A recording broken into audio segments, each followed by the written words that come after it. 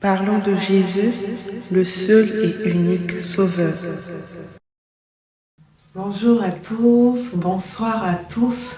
C'est un très grand plaisir pour moi de vous retrouver encore ce jour pour vous partager quelque chose que le Seigneur a mis sur mon cœur.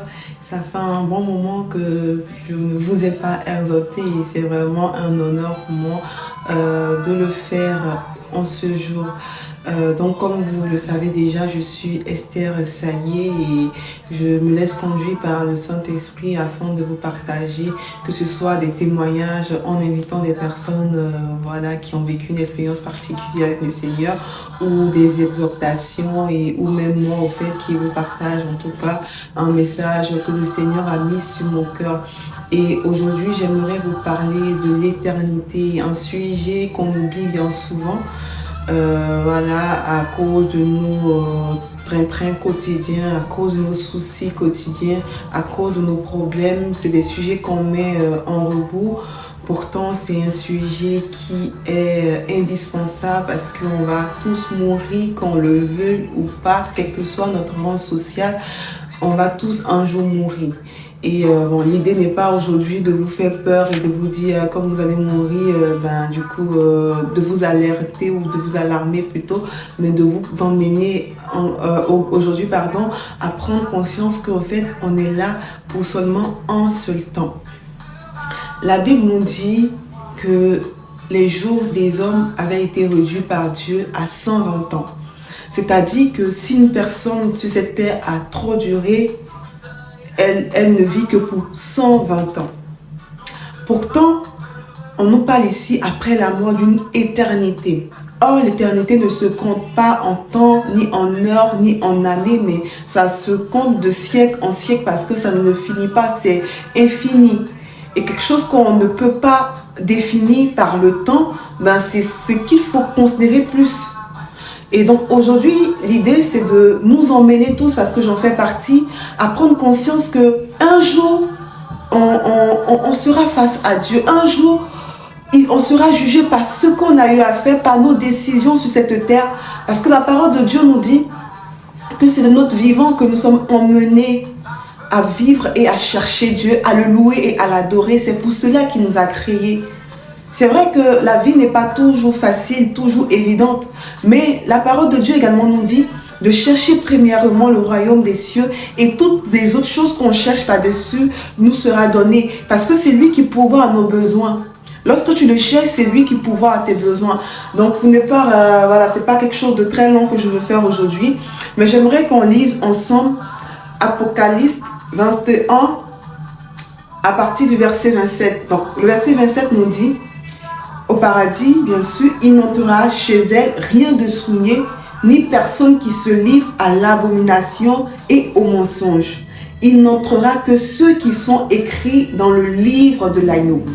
Encore plus loin, Apocalypse 22, le verset 11 nous dit que celui qui est injuste soit encore injuste, que celui qui est souillé se souille encore et que le juste pratique encore la justice et que celui qui est saint se sanctifie encore.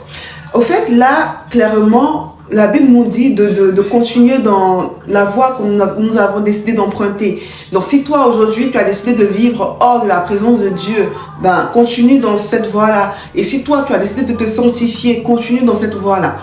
Parce que ça ne sert à rien pour toi d'être au milieu. Parce que c'est toi qui vas encore plus payer les pots cassés. Parce que imagine, tu te dis chrétien et tu mens, tu te dis chrétien. Parce que le mensonge, c'est aussi un péché. On ne catégorise pas les péchés. C'est vrai que nous, on a tendance à dire qu'un péché est plus grave qu'un autre. Pourtant, devant Dieu, tout péché est péché. Voilà, du moment où ça va à l'encontre de la volonté de Dieu, c'est un péché. Et un péché aussi, c'est pas forcément parce que les hommes voient qu'ils font un péché que c'est péché. Du moment où pour Dieu, tu lui désobéis, tu n'es pas dans ses voies, c'est un péché. On a le cas de ce jeune homme-là même qui a touché l'âge de l'alliance et qui a été tué sur le coup.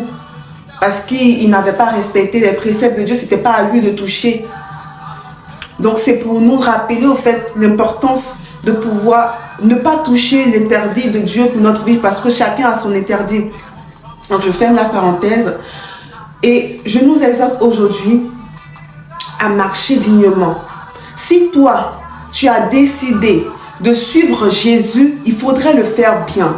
Il faudra réellement t'attacher à lui, chercher Jésus de tout ton cœur. Parce que l'heure est arrivée où les vrais adorateurs adoreront le Père en esprit et en vérité.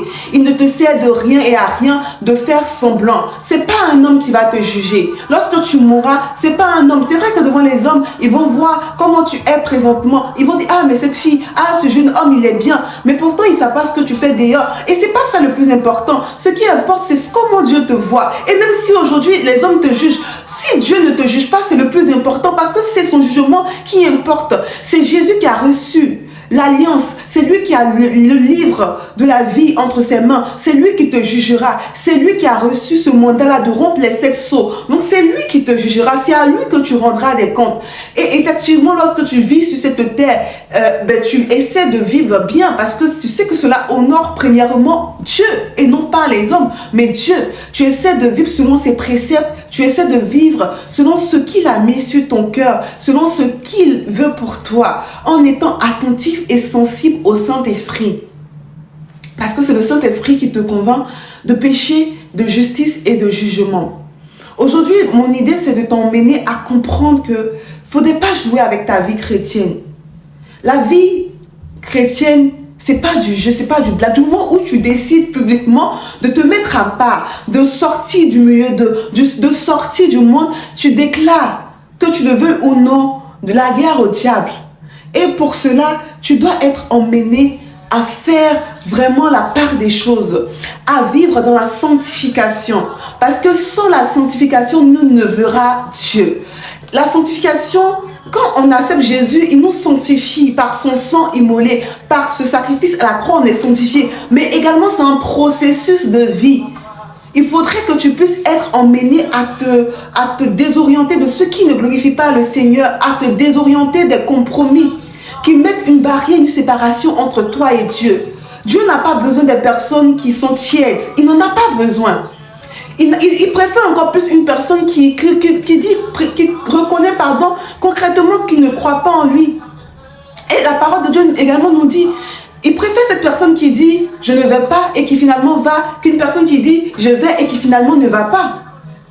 Tu vois? Parce que le plus important, c'est ton cœur. Et lorsque tu es tiède, ça veut dire que ton cœur n'est pas affermi. Lorsque tu n'es pas constant, ça veut dire que ton cœur n'est pas affermi. Et aujourd'hui, j'aimerais t'encourager, mon frère, ma soeur, à sortir du milieu d'eux, à prendre au sérieux ton engagement.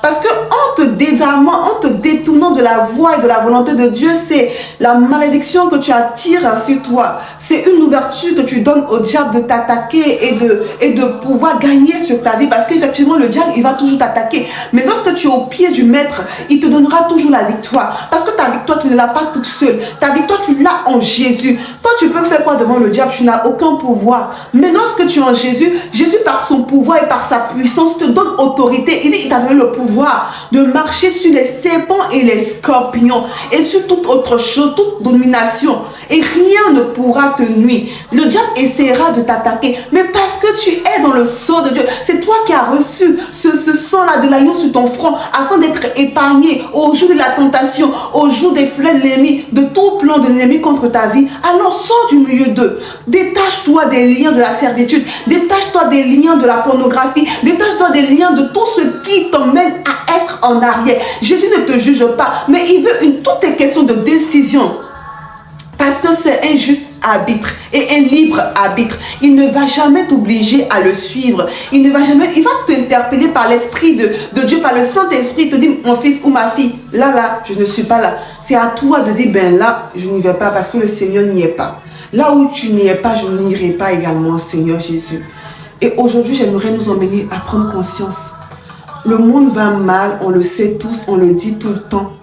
Ce n'est pas seulement lorsque quelqu'un meurt qu'il faut te rappeler qu'il y a une éternité. Mais dans ta vie quotidienne, il faut savoir qu'après cette vie terrestre-là, il y a quelque chose encore plus grand. La nouvelle Jérusalem. Il faut t'attacher à Jésus. Ce n'est pas d'avoir peur quotidiennement. Ah, je vais mourir. Non, ce n'est pas ça que le Seigneur veut créer en toi. Il veut créer vraiment cette dépendance en lui. De telle sorte même que tu sois même heureux de penser à l'éternité. Là où tu verras Jésus face à face. Jésus t'aime. N'oublie pas. il y aura une éternité. Y seras-tu? Que Dieu te bénisse.